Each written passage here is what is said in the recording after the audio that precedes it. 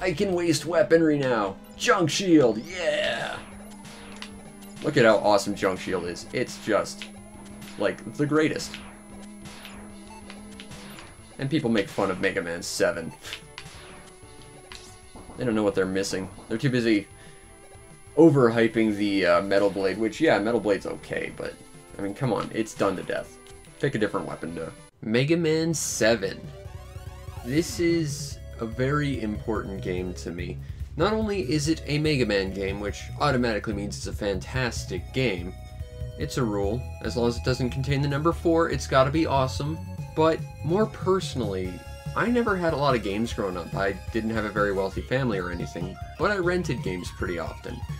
And this was the #1 game I rented the most. I can still picture the art on the box sitting on the shelf in the local video store. The only other games I rented remotely close to as many times were Donkey Kong Country 2 and A Link to the Past, but this one, well, this one I spent an inordinate amount of time out of my childhood playing, even back when I wasn't even good enough to beat the easiest of Robot Masters. So even today, this game means quite a lot to me. So I'm certainly going into this with a bias, but this game tends to be looked down upon in the Mega Man franchise by fans of the series itself. The only game in the standard Mega Man series that gets looked down more upon is Mega Man 8. And near as I can tell, it's only because it's not Mega Man on the NES. It's also not Mega Man X on the Super Nintendo, which I think also played a part of it. But you know, it's not trying to be. It's trying to be Mega Man 7, and it does it well. Now this game was produced just after Mega Man X,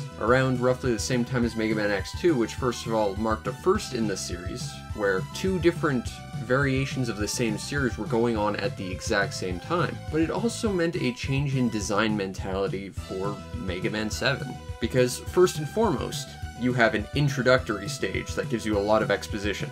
The story is, Dr. Wily has escaped from jail because, being the smart cookie he is, he programmed, and say it with me, 8 robot masters to break him out of jail should he not check in with them every once in a while. But don't worry, as Mega Man goes across the destroyed city, he meets a mysterious new robot who will turn out to be his bestest friend, Bass, and his robot dog Treble. Not like it's some kind of weird mirror alternate dimension Mega Man, or the fact his helmet looks vaguely like Dr. Wily's hair or anything. No, Bass has decided to team up with Mega Man and throw Dr. Wily back in jail, but do it slightly off camera just where Mega Man can't notice him. Nothing sinister about that whatsoever. But yeah, this game actually has a lot more story in it than any of the previous Mega Man games. It even has an interlude stage and even a little bit of story building in one of the stages later on. So they do like to at least give you a little bit more of a plot to go with instead of just, there's 8 robot masters, go stop them. In fact, there's not even 8 robot masters. Initially, unless you use a code, you can only fight 4 robot masters, which actually creates a weird dynamic of how to go about beating the bosses. Because in Mega Man, quite famously, you fight a robot master, you beat him, take his weapon, and then use it on the next one who's going to be weak against it. Or at least you hope to, hoping that you're some kind of tactical genius who isn't just randomly guessing at the robot masters. But because you only have 4 to start out with, again, assuming you're not using a code, you would think that the weaknesses would loop around and then lead into the next 4 robot masters. It actually doesn't. The 4 robot masters you start out with and the 4 that follow after the halfway point through the game have their own weapon loops.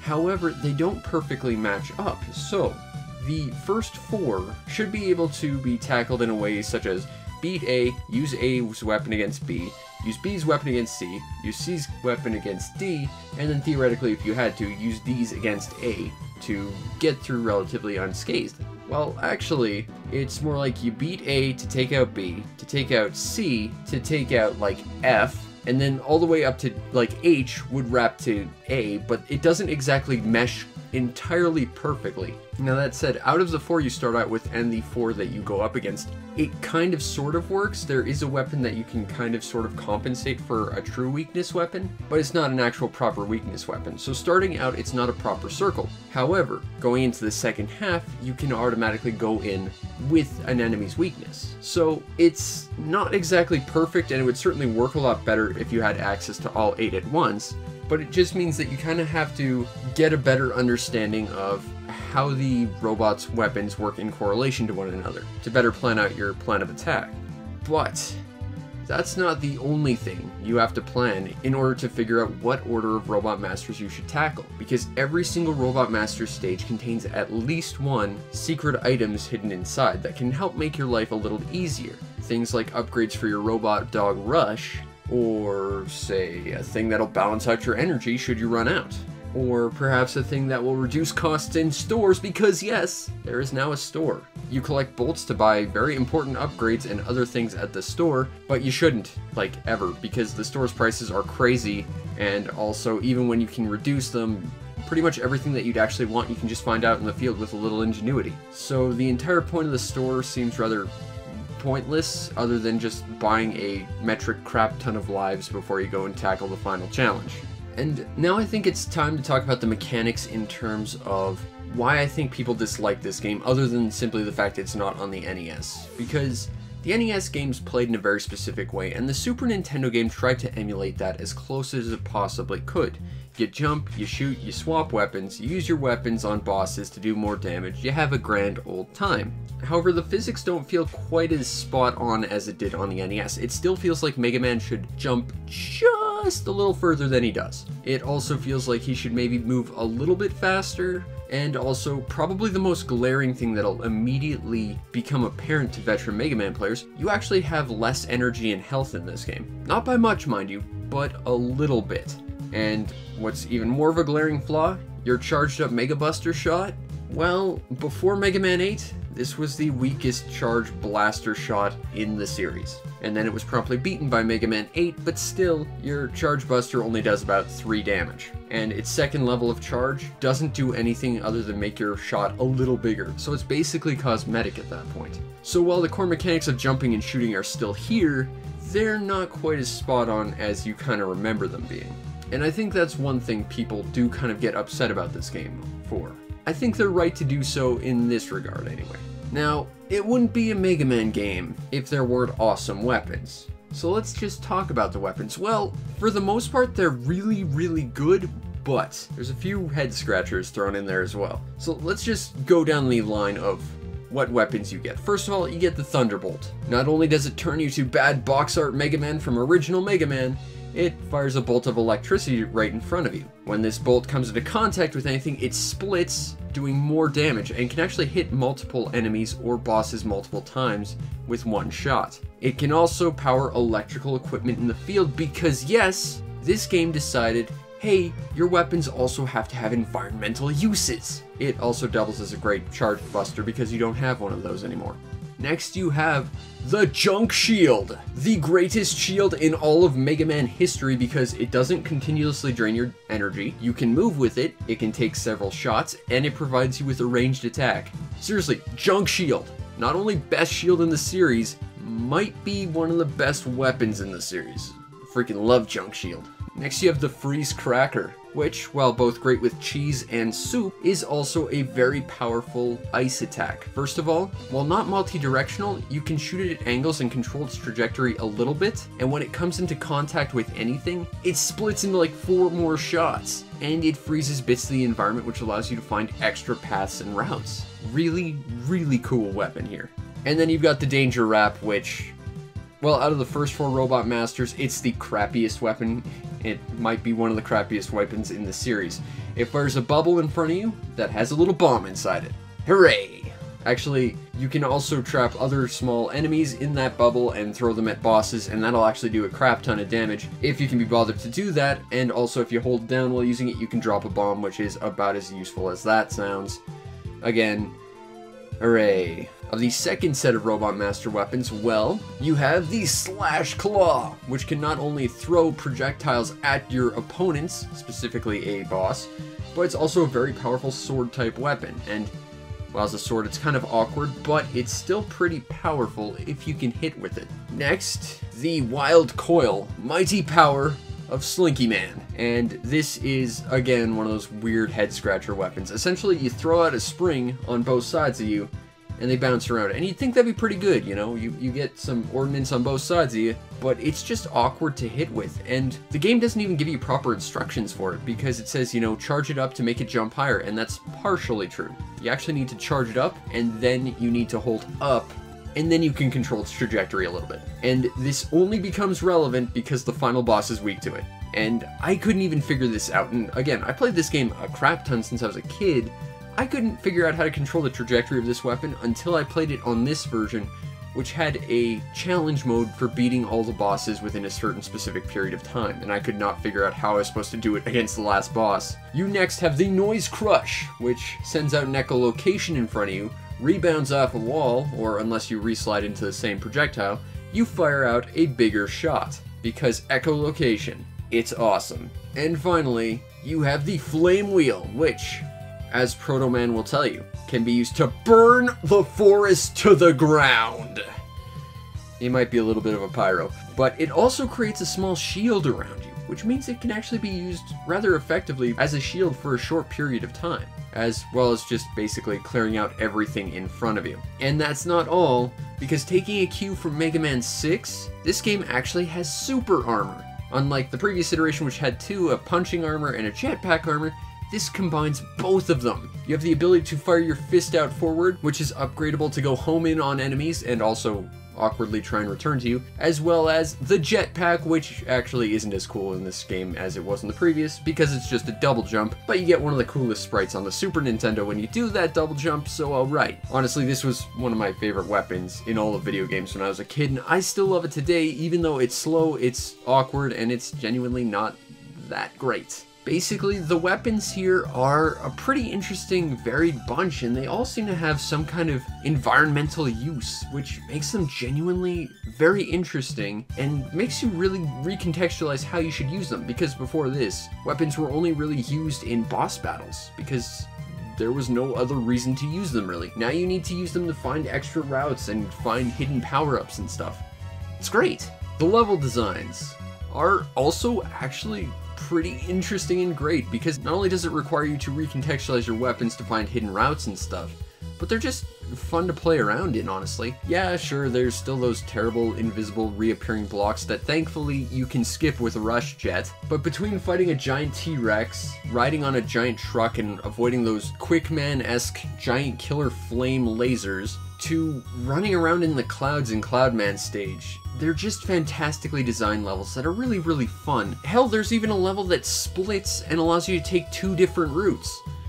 Unfortunately, if you want all the collectibles, you have to replay that to take the second route, but still, very, very cool.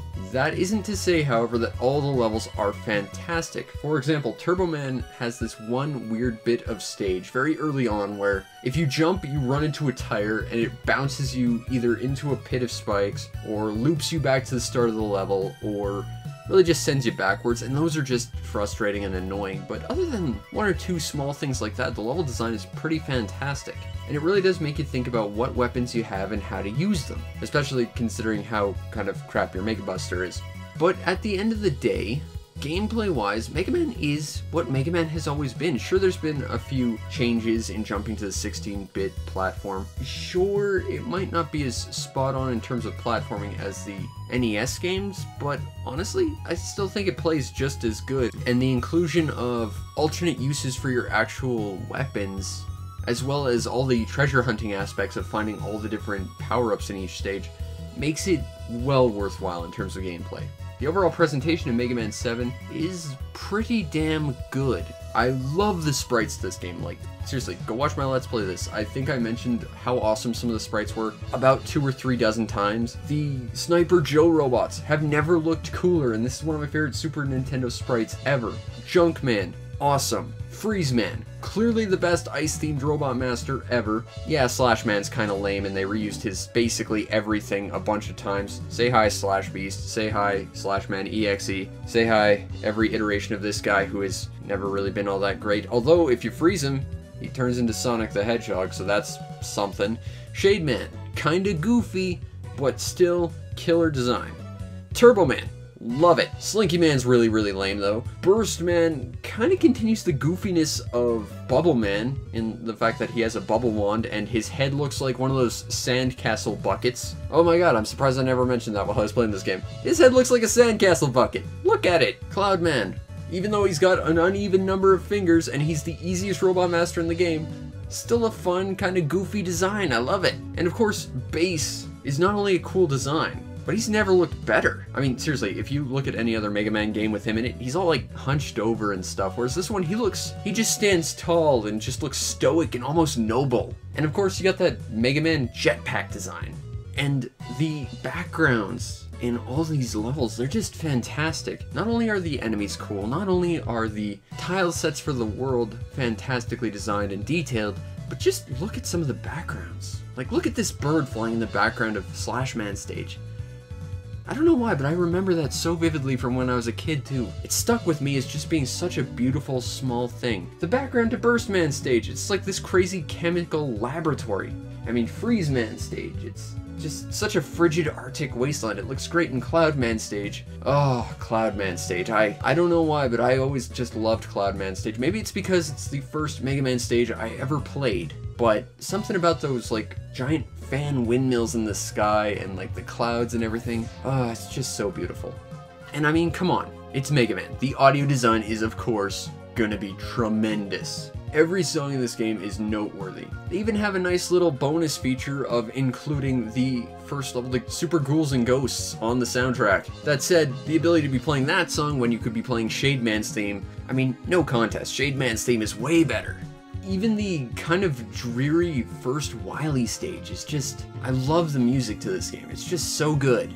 And, you know, at the end of the day, this game just has a fantastic presentation. I think Mega Man has never looked better, and I don't just mean that in the sense that it was on the NES before this. I mean, it was on the Sega Saturn after this, and it never looked half as good. And, I mean, you can say what you want about those new Mega Man 9 and 10s. I was disappointed seeing them go back to the NES style. I just absolutely knew in my heart of hearts, Mega Man has never looked better than on the Super Nintendo. Which leads to an incredible presentation. I will stand by this game being one of the best, if not the best, Mega Mans in terms of visual and audio design.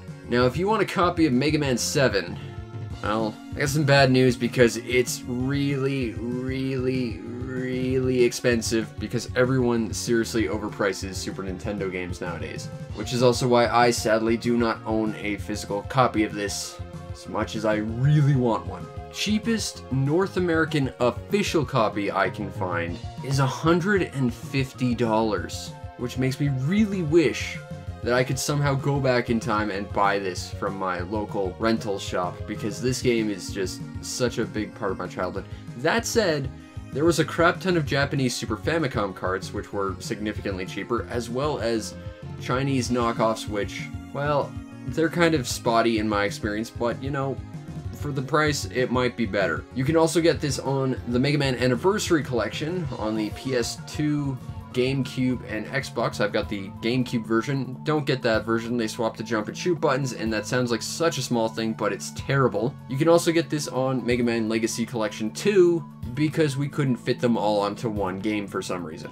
But that said, if you're playing the Legacy Collection or the Anniversary Collection, you're actually not playing a proper port of the game. Just ignoring the jump and shoot swapping on the GameCube Anniversary Collection for just a second, there's actually censorship in these versions. The original Mega Man 7 on the Super Nintendo featured one use of the word damn, which has since been swapped for darn. Which is weird because when they remade all the Mega Man X games, where Mega Man X would in fact utter damn, they kept it. I don't know why they did that, but they decided to censor that. But also, weirdly enough, if you play the Anniversary Collection, they actually removed all the animation from the end credits for some reason. And it might just be because all the Mode 7 would have been too awesome for the Anniversary Collection to handle. Fortunately, the Legacy Collection restores this. But even that said, the Super Nintendo version of this isn't even, as I understand, a proper port either, because the Japanese version actually featured different weapon acquisition scenes as well, which featured jokes and back and forth with all the different Mega Man characters. Instead, this time you just get Mega Man who teleports in, says, "My weapon can do this, right?" And then Dr. Light will say, "Yeah, but it does something else as well, maybe." So basically, unless you're getting like a translated version of the Japanese Super Nintendo version, you're not getting a perfect version of Mega Man 7. But what frustrates me the most is there's no perfect port of the Super Nintendo version of this in North America either. But that said, at the very least, thanks to digital distribution, you can play something that is like 99.98% my childhood. And you know, for the relatively cheap price of what these anniversary collections tend to cost nowadays, I think I bought mine for about 20 bucks. Now, I'm not going to make any bones about it. I bought it specifically for Mega Man 7. I certainly did not buy it for another poor port of Mega Man 8 because Capcom cannot be asked to give us the good version for whatever reason. Seriously, extra boss battles and better music. Too much to ask? Really, Capcom? And I just realized, Mega Man and Bass is not featured in any of the Legacy collections. Neither is Mega Man Soccer, or the Game Boy games. Those Legacy collections are a complete sham. But, you can get Mega Man 7, and that's the important thing, because this game, like I said, is awesome. And, to me, at the very least, the best original Mega Man game, hands down. And this is why you take this level after Freeze Man, because Freeze Man, you can freeze it instead of ice, or instead of water you get snow. Now you can see there's a little platform up there. So we're gonna activate our buddy Rush to go up here and get this life. But this is not what we're up here for. Oh, ooh, okay, I screwed that up. Again, it's been a while. I'm also not used to the controls on this collection because what you'd think is the pause button is actually the not the pause button. And I died again.